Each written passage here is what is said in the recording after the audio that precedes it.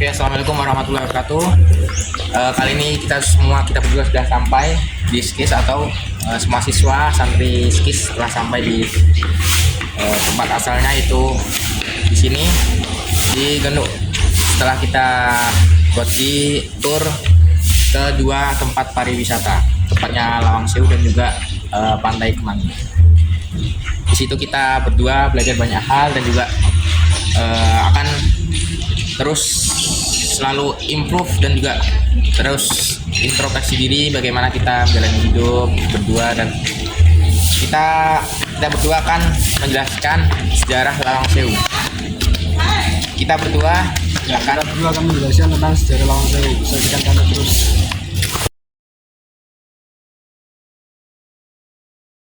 Sejarah Lawang Sewu.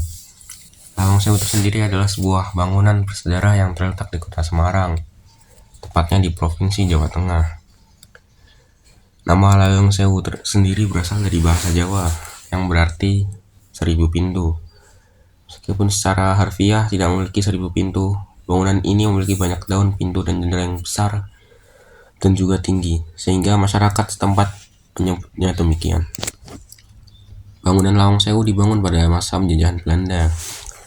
Pembangunannya dimulai pada tahun 1904 dan selesai pada tahun 1907.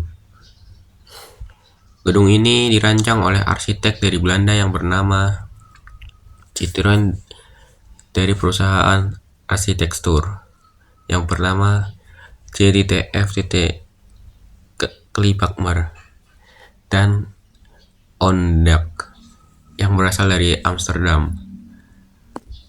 Fungsi awal Lawang Sewu adalah sebagai kantor pusat Netherlands Indian Spoorweg Maatschappij atau disebut NIS, yaitu perusahaan kereta api swasta milik pemerintah.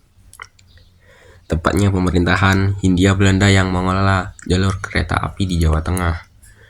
Arsitektur Lawang Sewu mencerminkan gaya arsitektur Indies, yaitu perpaduan antara gaya arsitektur Eropa dengan penyesuaian terhadap iklim tropis Indonesia.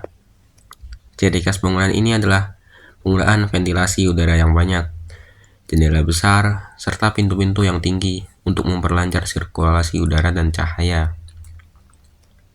Bangunan utama memiliki dua lantai dan berbentuk simetris dengan menara kembar di bagian depannya, yang menjadi ikon utama Lawang Sewu. Pada masa pendudukan Jepang, tepatnya pada 1942 hingga 1945, Lawang Sewu diambil alih oleh pemerintahan militer Jepang dan digunakan sebagai kantor Rikuyu Sokyu atau sebutannya Jawatan Kereta Api Jepang. Di masa itu, ruang bawah tanah gedung ini digunakan sebagai tempat penyimpangan air dan juga penjara bagi para tahanan, terutama pejuang Indonesia. Setelah Indonesia memproklamasikan kemerdekaannya pada tahun 1945, Lawang Sewu sempat menjadi saksi berbagai peristiwa penting dalam sejarah perjuangan bangsa. Salah satu peristiwa bersejarah yang terjadi di Lawang Sewu adalah pertempuran 5 hari di Semarang pada bulan Oktober 1945. Dalam pertempuran tersebut, Gedung Lawang Sewu menjadi lokasi pertempuran sengit antara para pemuda dan pejuang Indonesia melawan tentara Jepang yang masih berada di Semarang. Banyak pejuang yang gugur dalam peristiwa tersebut, hingga Lawang Sewu memiliki nilai sejarah yang tinggi bagi masyarakat Semarang dan bangsa Indonesia.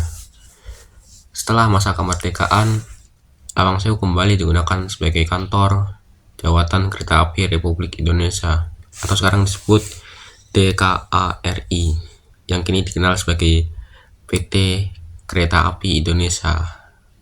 Namun, seiring dengan perkembangan kota dan perpindahan fungsi perkantoran, gedung ini sempat terbengkalai dan tidak terawat selama beberapa dekade. Akibatnya, muncul berbagai cerita dan mitos yang berkembang di masyarakat bahwa Lawang Sewu merupakan bangunan angker dan berhantu, terutama karena adanya ruang bawah tanah yang gelap dan lembab. Pada tahun 2000-an, pemerintahan Kota Semarang bersama PT KAI mulai melakukan restorasi dan revitalisasi terhadap bangunan Lawang Sewu.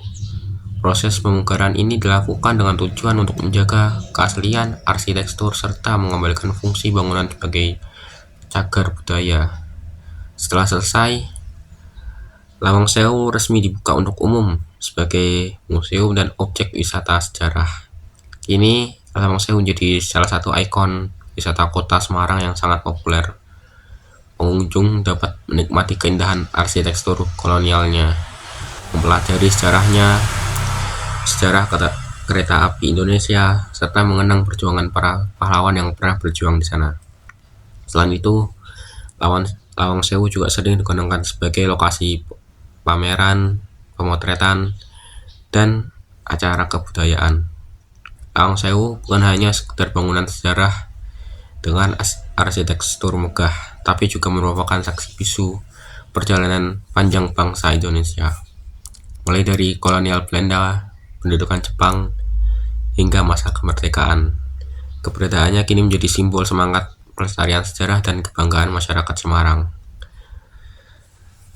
Baik, itu semua adalah sejarah kelam atau sejarah besar Lawang Sewu. Di sini itu sejarahnya. Saya dan juga teman saya setelah melihat-lihat apa saja barang-barang zaman-zaman dahulu, itu terasa sangat futuristik dan juga anti-restik. Saya juga berterima kasih kepada ustadz-ustadz karena mengizinkan saya dan juga teman saya untuk mempresentasikan